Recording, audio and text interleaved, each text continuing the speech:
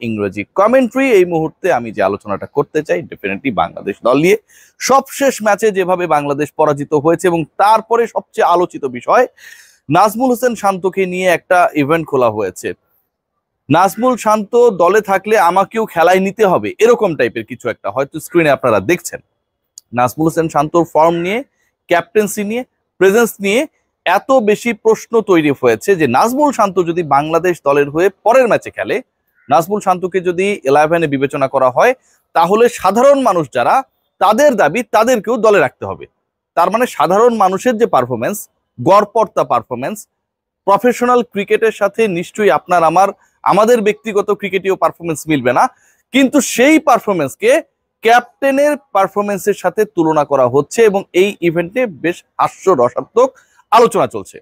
নাজমুল হোসেন শান্তকে তাহলে পরের ম্যাচে বাংলাদেশ যেই ম্যাচটা খেলবে নিউজিল্যান্ডের বিপক্ষে, সেখানটায় রাওয়ালপিন্ডিতে থাকছেন না, ক্যাপ্টেনকে বাদ রেখে কি বাংলাদেশ দল তার 11 সাজাবে?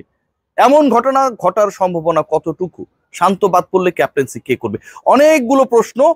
এই প্রশ্নের উত্তরে যাবার আগে আমি কিছু ফ্যাক্টস আলোচনা করতে চাই এবং ডেফিনেটলি এই প্রশ্নের উত্তর আপনাদের সামনে আমি তুলে ধরবো এই আলোচনাতেই। দেখুন, বাংলাদেশ যে ম্যাচটা হেরেছে, এখানটায় নাজমুল শান্ত এবং পুরো দল, ম্যানেজমেন্ট যারা থিঙ্ক ট্যাঙ্ক হিসেবে কাজ করেছে, তাদের যথেষ্ট প্রভাব রয়েছে। সবচেয়ে বড় জায়গা যেটা, captain he has to lead from the front. কিন্তু ক্যাপ্টেনকে যখন আমরা দেখি যে বাংলাদেশ দল তার বোলিং ইনিংসে মুস্তাফিজকে দিয়ে এবং তাসকিনকে দিয়ে ওপেন করায়, ফার্স্ট চেঞ্জে আমরা দেখি যে তানজিম সাকিবকে আনা হয়, আমার কাছে মনে হয় ভারতীয় ব্যাটিং ইনিংসের সবচেয়ে সুবিধাটা আমরা করে দিয়েছিলাম। দুই ব্যাটসম্যান যে প্রায় 70 রানসের কাছাকাছি একটা পার্টনারশিপ করলেন, সেই জায়গার প্ল্যাটফর্মটা আমরা করে দিয়েছিলাম আমাদের ওই পার্টিকুলার ডিসিশনের মাধ্যমে। দুজন বোলার বল করেছেন, কিন্তু তানজিম হাসান সাকিব তিনি একদম নতুন বলের বোলার। তানজিম সাকিব যেভাবে নতুন বলে উইকেট টেকিং অ্যাবিলিটি নানা সময়ে দেখিয়েছে, সেই তানজিম সাকিবকে আমরা চেঞ্জ বোলার হিসেবে এনেছি। মুস্তাফিজের উপর ভরসা রাখা হয়েছে। মুস্তাফিজ যে জাতীয় দলে ইদানিং সময়ে খেলছেনই অনেকটা নামের ভারে। ফিজ, ওই যে একটা নাম মুস্তাফিজুর রহমান, অভিষেকের পর একদম উল্টে পাল্টে ফেলেছিলেন পৃথিবী। এখন তিনি আইপিএল এ ব্রাত্য থাকেন, বিপিএল এ পারফর্ম করতে পারেন না, আন্ডার পারফর্মারদের একজন। বাংলাদেশ প্রিমিয়ার লিগে অনেক বড় বড় ক্রিকেটার পিপিএল এ আসেন নাই, সেই গড়পড়তা অথবা মাঝারি মানের থেকেও নিচের মানের ক্রিকেটাররা, ব্যাটাররা মুস্তাফিজের বলে পিটিয়ে সুতা খুলে ফেলে। সেই ফিজ হচ্ছে অটোমেটিক চয়েস।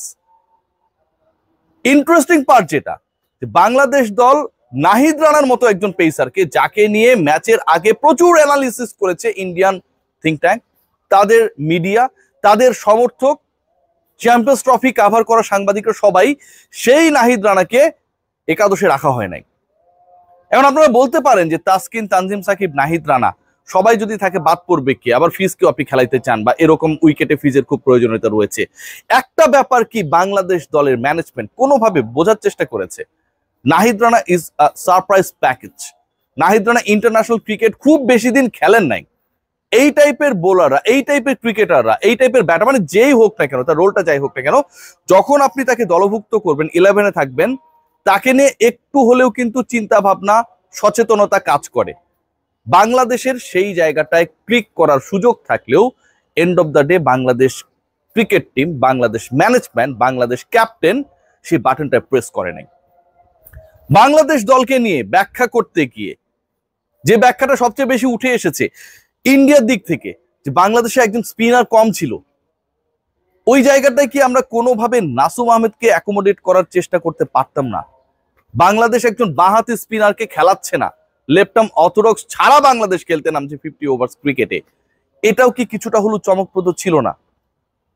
বাংলাদেশ দলের পুরো দল নির্বাচনের ক্ষেত্রে অসংখ্য প্রশ্ন রয়েছে।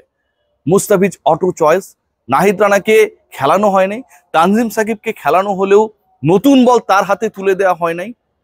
বোঝাই যাচ্ছে যে স্পিনিং ট্র্যাক টাইপের একটা হবে, যেখানটায় 300 রানস টান্স এরকমটা হবে না, 270-80 হলেই অনেক বড় চ্যালেঞ্জিং হতে পারে। বাংলাদেশ সে জায়গায় 230-এর কাছাকাছি করেছে। সেখানটায় আপনি একজন স্পিনার কম নিয়ে খেলেছেন। সাকিব আল হাসানকে বাংলাদেশ মিস করেছে ভাই।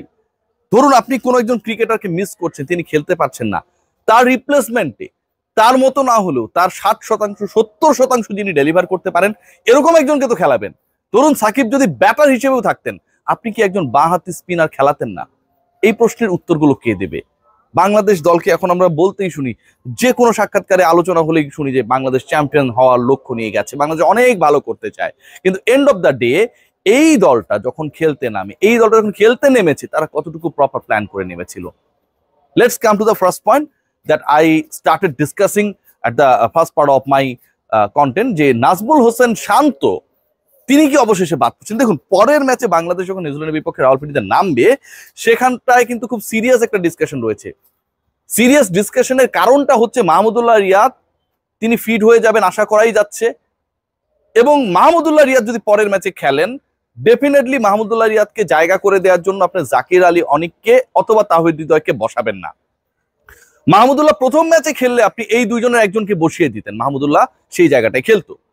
কিন্তু এই দুজন যখন 154 রানের পার্টনারশিপ করেছে, চ্যাম্পিয়ন্স ট্রফির ইতিহাসেই যেটা ষষ্ঠ উইকেটে সর্বোচ্চ, বাংলাদেশের 6 উইকেট পার্টনারশিপে যেটা সর্বোচ্চ, ভারতের বিপক্ষে যে কোনো দলের 6 উইকেট পার্টনারশিপে যেটা সর্বোচ্চ, নিশ্চয়ই এই দুই ব্যাটারকে আপনারা অথবা এই দুই ব্যাটারের একজনকে বসিয়ে রিয়াদকে জায়গা করে দেবে না। তারা খেলবেনই, তারা অবশ্যই খেলবেন। তাহিদ হৃদয় অবশ্যই খেলবেন, সেঞ্চুরিয়ান, এন্ড জাকির আলী অনিক, যার অভিষেকের পর 6 ম্যাচ খেলেছেন এখন পর্যন্ত, এবং এই 6 ম্যাচে তার স্ট্রাইক রেট বলেন, তার এভারেজ বলেন, তার ডেডিকেশন বলেন, 4-5টা উইকেট চলে যাবার পর তিনি যেভাবে দাঁড়িয়ে যান দেয়াল হয়ে, সেই প্রবণতা বলেন, তাকে অমিট করার কোনো সুযোগ নেই। সো রিয়াদ কোন জায়গাটায় খেলবেন? সেখানে কি শান্তকে বাদ দেওয়া হবে? শান্তকে বাদ দিয়ে, শান্তকে বসিয়ে মেহেদী হাসান মিরাজকে ক্যাপ্টেন করে রিয়াদ সেখানটায় খেলবেন?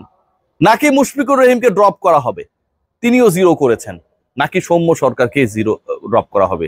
এই আলোচনা যখন আসছে, তখন আমার কাছে মনে হয় যে মাহমুদুল্লাহ রিয়াদের জায়গাটা, মাহমুদুল্লাহ যদি ফিট থাকেন, সেই জায়গায় কাকে ড্রপ করে মাহমুদুল্লাহকে 11-এ অ্যাকোমোডেট করা হবে, এটা একটা বিগ কোয়েশ্চেন।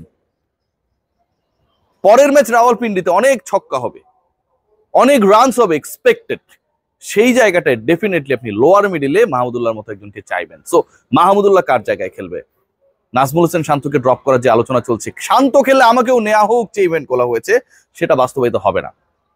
একটু প্র্যাকটিক্যালি চিন্তা করুন, নাজমুল হোসেন শান্ত তিনি এই ম্যাচে 0 করলেও তিনি সবশেষ যে ওয়ানডেটা খেলেছেন, সেখানটায় তিনি ম্যান অফ দ্য ম্যাচ ছিলেন, বাংলাদেশ জিতেছিল। এই ম্যাচের আগে যিনি 5টা যে ওয়ানডে খেলেছিলেন, সেই 5 ওয়ানডেতে নাজমুল হোসেন শান্ত সেঞ্চুরি করেছেন, 122 করেছিলেন, অপরাজিত ছিলেন শ্রীলঙ্কার এগেইনস্টে, সেখানটায়ও তিনি ম্যান অফ দ্য ম্যাচ ছিলেন। শেষ 5 ওয়ানডের 2টাই তিনি ম্যান অফ দ্য ম্যাচ। অনেক প্রশ্ন থাকতে পারে শান্তর অ্যাবিলিটি নিয়ে, ব্যাটিং নিয়ে, প্রশ্নবিদ্ধ হতে পারে তার ক্যাপ্টেন্সি, কিন্তু পারফরমেন্স ওয়াইজ নাজমুল হোসেন শান্ত একটা 0 করে দলের বাইরে চলে যাবেন, এই চিন্তাটা না করাই ভালো। আরেকটা কথা বলি, শেষ করব। আনফিট সৌম্য সরকারের থেকে আমার কাছে মনে হয় Liton Kumar Das is a better option, according to his keeping ability, according to the role he played as a batter, right handy batter. I think Liton Kumar Das could be a good and great solution. আমরা অনেক ক্ষেত্রেই কিছু ক্রিকেটারকে বেনিফিট অফ ডাউট দিয়ে ফিটনেসের দিকে না তাকিয়ে নিয়ে যাই, বাট লিটন কুমার দাস বিপিএল খুব একটা খারাপ করে নাই, দল চেঞ্জেরও সুযোগ ছিল, যাই হোক সেটা পরের আলোচনা। বাট লিটন থাকলে আমার কাছে মনে হয় আমরা আরো বেশি হোপফুল হতে পারতাম। টেক গ্রেট কেয়ার, সবাই ভালো থাকবেন।